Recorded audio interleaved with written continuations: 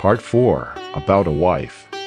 Chapter 1, On the manner of living of a virtuous woman, and of her behavior during the absence of her husband. A virtuous woman who has affection for her husband should act in conformity with his wishes as if he were a divine being, and with his consent should take upon herself the whole care of his family. She should keep the whole house well cleaned, and arrange flowers of various kinds in different parts of it, and make the floor smooth and polished so as to give the whole a neat and becoming appearance. She should surround the house with a garden, and place ready in it all the materials required for the morning, noon, and even sacrifices. Moreover, she should herself revere the sanctuary of the household gods, for, says Gonardia, nothing so much attracts the heart of the householder to his wife as a careful observance of the things mentioned above.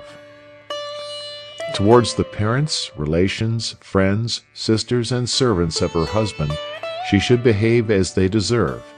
In the garden she should plant beds of green vegetables, bunches of the sugar cane, and clumps of the fig tree, the mustard plant, the parsley plant, the fennel plant, and the xanthochimus pictorius. Clusters of various flowers, such as the trapa bispinosa, the jasmine, the jasminium grandiflorum, the yellow amaranth, the wild jasmine, the tabernamontana coronaria, the nadiwarta, the china rose, and others should likewise be planted, together with the fragrant grass Andropogon chenathus, and the fragrant root of the plant Andropogon miricatus. She should also have seats and arbors made in the garden, in the middle of which a well, tank, or pool should be dug. The wife should always avoid the company of female beggars, female Buddhist mendicants, unchaste and roguish women, female fortune-tellers, and witches. As regards meals, she should always consider what her husband likes and dislikes, and what things are good for him, and what are injurious to him. When she hears the sounds of his footsteps coming home, she should at once get up and be ready to do whatever he may command her, and either order her female servant to wash his feet, or wash them herself. When going anywhere with her husband, she should put on her ornaments, and without his consent she should not either give or accept invitations, or attend marriages and sacrifices, or sit in the company of female friends, or visit the temples of the gods. And if she wants to engage in any kind of games or sports, she should not do it against his will. In the same way, she should always sit down after him and get up before him, and should never awaken him when he is asleep. The kitchen should be situated in a quiet and retired place, so as not to be accessible to strangers, and should always look clean. In the event of any misconduct on the part of her husband, she should not blame him excessively, though she be a little displeased.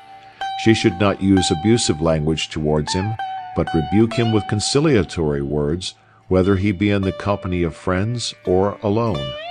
Moreover, she should not be a scold, for, says Gonardia, there is no cause of dislike on the part of a husband so great as this characteristic in a wife. Lastly, she should avoid bad expressions, sulky looks, speaking aside, standing in the doorway and looking at passers-by, conversing in the pleasure groves, and remaining in a lonely place for a long time. And finally, she should always keep her body, her teeth, her hair, and everything belonging to her tidy, sweet, and clean.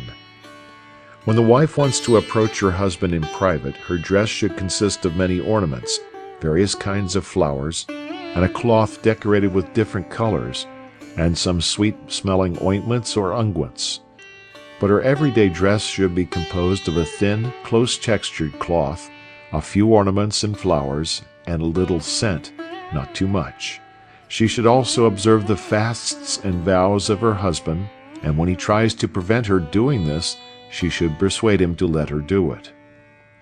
At appropriate times of the year, and when they happen to be cheap, she should buy earth, bamboos, firewood, skins, and iron pots, as also salt and oil, fragrant substances, vessels made of the fruit of the plant Rhytia antidysenterica, or oval-leafed Rhytia, medicines, and other things which are always wanted, should be obtained when required and kept in a secret place of the house.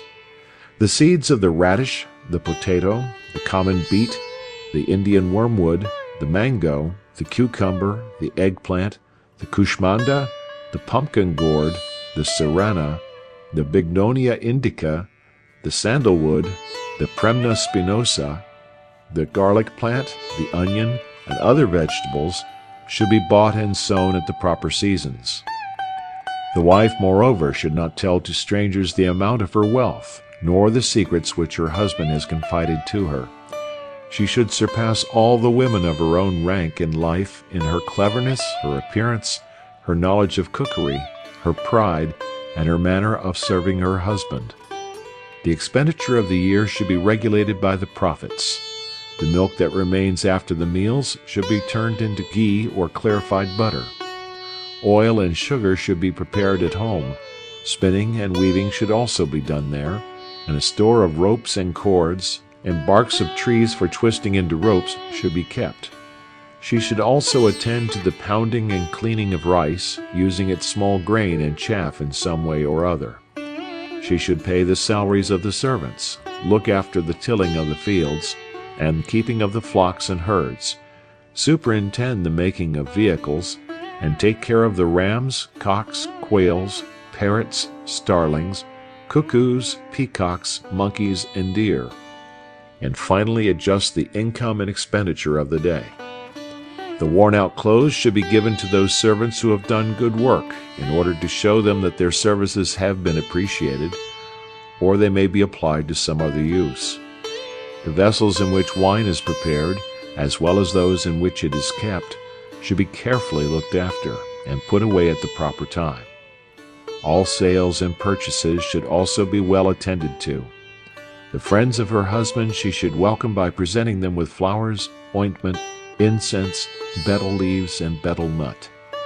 Her father-in-law and mother-in-law she should treat as they deserve, always remaining dependent on their will, never contradicting them, speaking to them in few and not harsh words, not laughing loudly in their presence, and acting with their friends and enemies as with her own. In addition to the above, she should not be vain or too much taken up with her enjoyments. She should be liberal towards her servants and reward them on holidays and festivals, and not give away anything without first making it known to her husband. Thus ends the manner of living of a virtuous woman. During the absence of her husband on a journey, the virtuous woman should wear only her auspicious ornaments and observe the fasts in honor of the gods. While anxious to hear the news of her husband, she should still look after her household affairs. She should sleep near the elder women of the house and make herself agreeable to them. She should look after and keep in repair the things that are liked by her husband, and continue the works that have been begun by him. To the abode of her relations she should not go except on occasions of joy and sorrow, and then she should go in her usual traveling dress, accompanied by her husband's servants, and not remain there for a long time. The fasts and feasts should be observed with the consent of the elders of the house. The resources should be increased by making purchases and sales according to the practice of the merchants, by means of honest servants superintended by herself. The income should be increased, and the expenditure diminished as much as possible. And when her husband returns from his journey, she should receive him at first in her ordinary clothes, so that he may know in what way she has lived during his absence, and should bring to him some presents, as also materials for the worship of the deity. Thus ends the part relating to the behavior of a wife during the absence of her husband on a journey. There are also some verses on this subject as follows. The wife, whether she be a woman of noble family, or a virgin widow remarried, or a concubine, should lead a chaste life, devoted to her husband, and doing everything for his welfare. Footnote: Virgin widow probably refers to a girl married in her infancy or when very young, and whose husband had died before she arrived at the age of puberty. Infant marriages are still the common custom of the Hindus. End of footnote. Women acting thus acquire dharma, artha, and kama, obtain a high position, and generally keep their husbands devoted to them. Chapter 2. On the conduct of the elder wife towards the other wives of her husband, and on that of a younger wife towards the elder ones. Also on the conduct of a virgin widow remarried, of a wife disliked by her husband, of the women in the king's harem, and lastly, on the conduct of a husband towards many wives. The causes of remarrying during the lifetime of the wife are as follows. 1. The folly or ill temper of the wife. 2. Her husband's dislike to her. 3. The want of offspring. 4. The continual birth of daughters. 5. The incontinence of the husband. From the very beginning, the wife should endeavor to attract the heart of her husband by showing to him continually her devotion, her good temper, and her wisdom. If, however, she bears him no children, she should herself tell her husband to marry another woman. And when the second wife is married and brought to the house, the first wife should give her a position superior to her own, and look upon her as a sister. In the morning, the elder wife should forcibly make the younger one decorate herself in the presence of their husband, and should not mind all the husband's favor being given to her.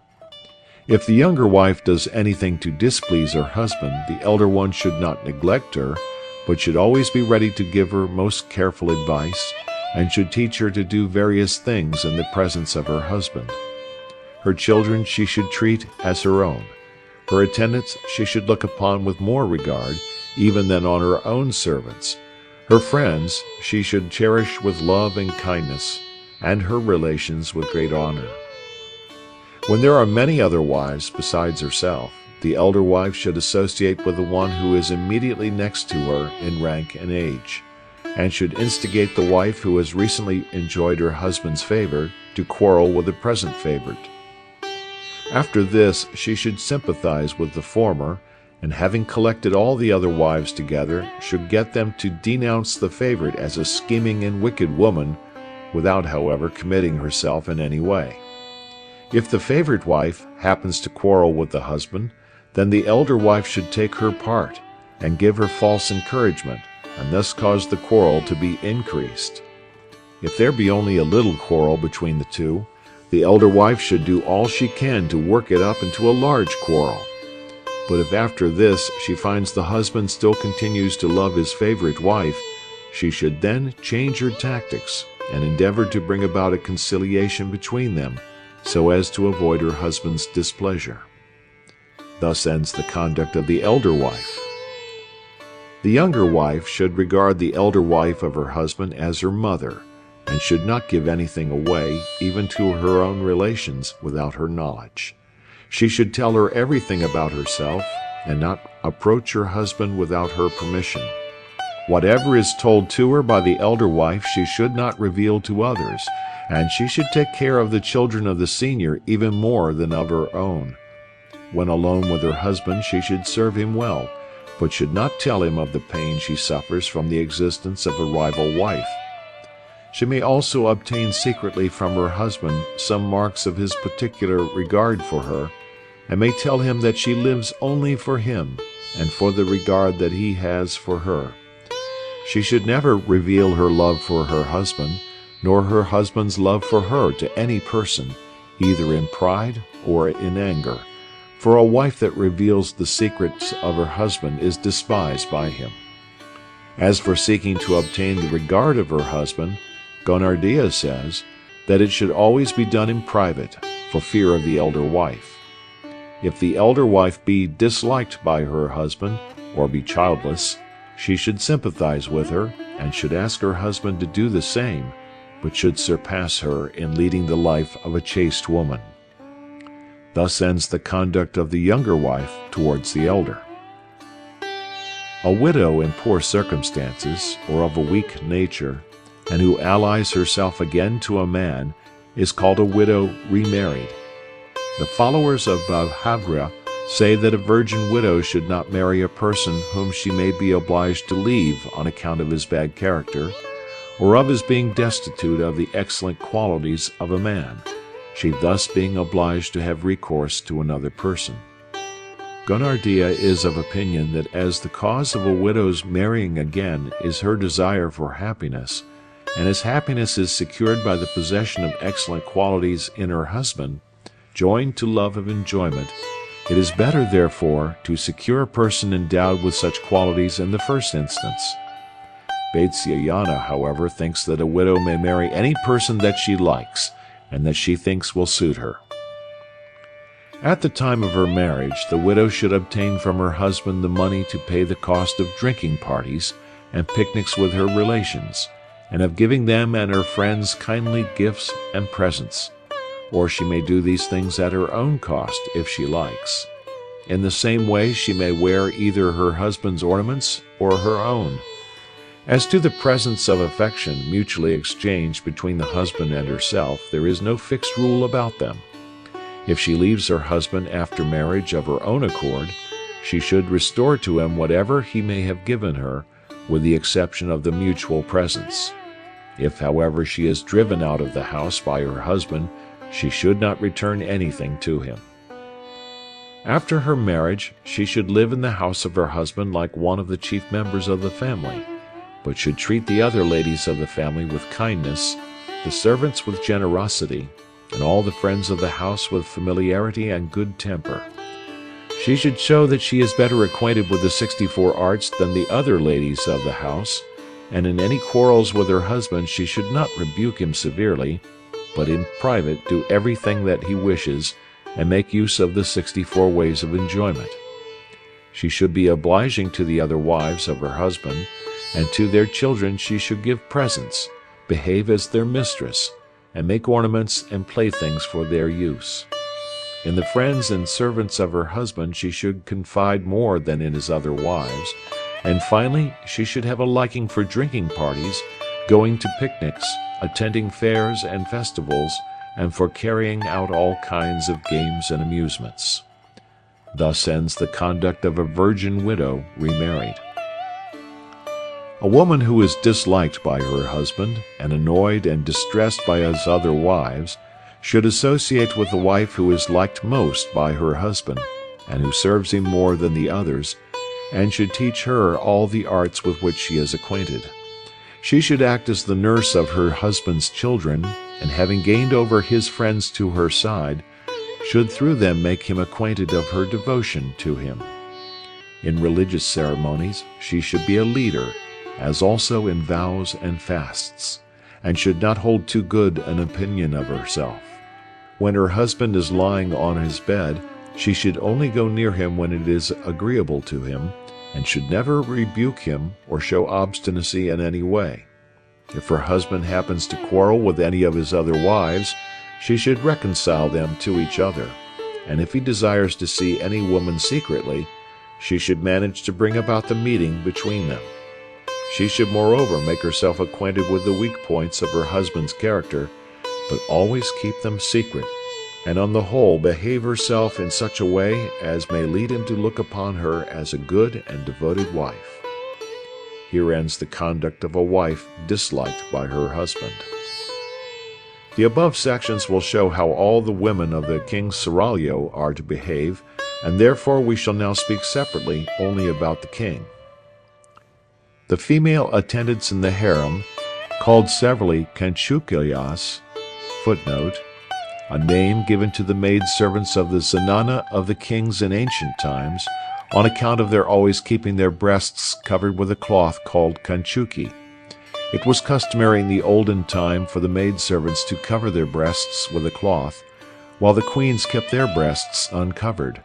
This custom is distinctly to be seen in the Ajunta cave paintings. End footnote.